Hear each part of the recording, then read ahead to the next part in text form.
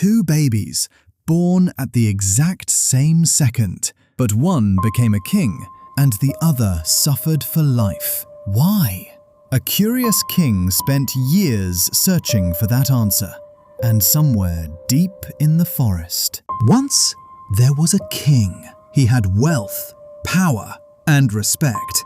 But one question never left his mind. If many babies are born at the same exact time, why do they live completely different lives? Why does one person become powerful while another suffers forever? One day, the king gathered the wisest people in his palace. He held his birth chart in his hands and said, "It says I was destined to become a king, but many children were born at the same moment as me. So why did only I become king?" The room fell silent. Nobody had an answer. Then, an old astrologer slowly stood up. "Your Majesty, the answer to your question lies deep inside the forest. A wise old mystic lives there. He may show you the truth." Without wasting time, the king rode into the forest alone. The deeper he traveled, the darker the forest became. Then suddenly, the king froze. An old mystic sat beside a fire, calmly eating burning hot charcoal with his bare hands. The king's eyes widened in fear, but he slowly stepped closer and asked, "Why do people born at the same time live different lives?" The old mystic suddenly became angry. "I cannot answer your question. Go deeper into the forest.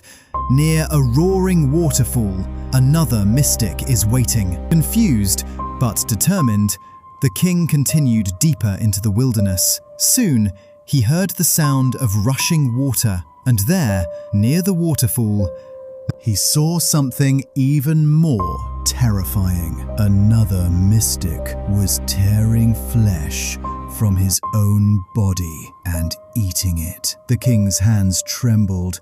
Fear ran through his body. Still, he asked the same question. "Why do people born at the same time receive different destinies?" The mystic shouted angrily, "You foolish king! Leave this place! A nearby village holds your answer.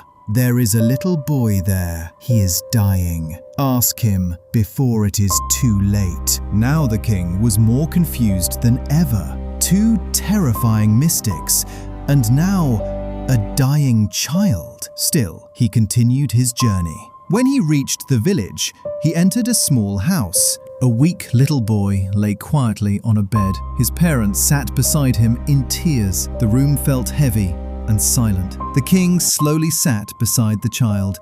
Then he whispered, "I was told you know the answer to my question." The little boy gave a weak smile.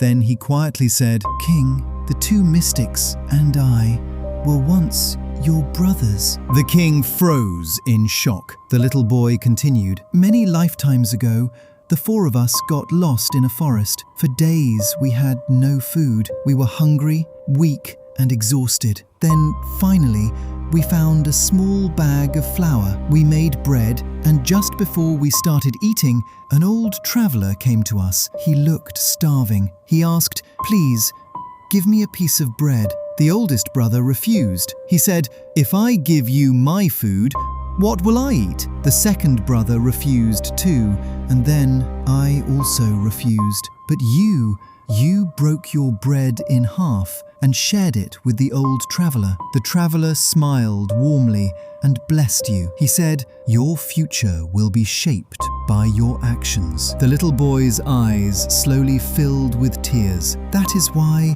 you became a king, and we became what you saw today." The king stood there in silence. Finally, he understood the truth. Life is not shaped only by birth. It is shaped by choices, by kindness, by actions. Moments later, the little boy took his final breath, and the king stood there silently, thinking about destiny and the choices that shape every human life.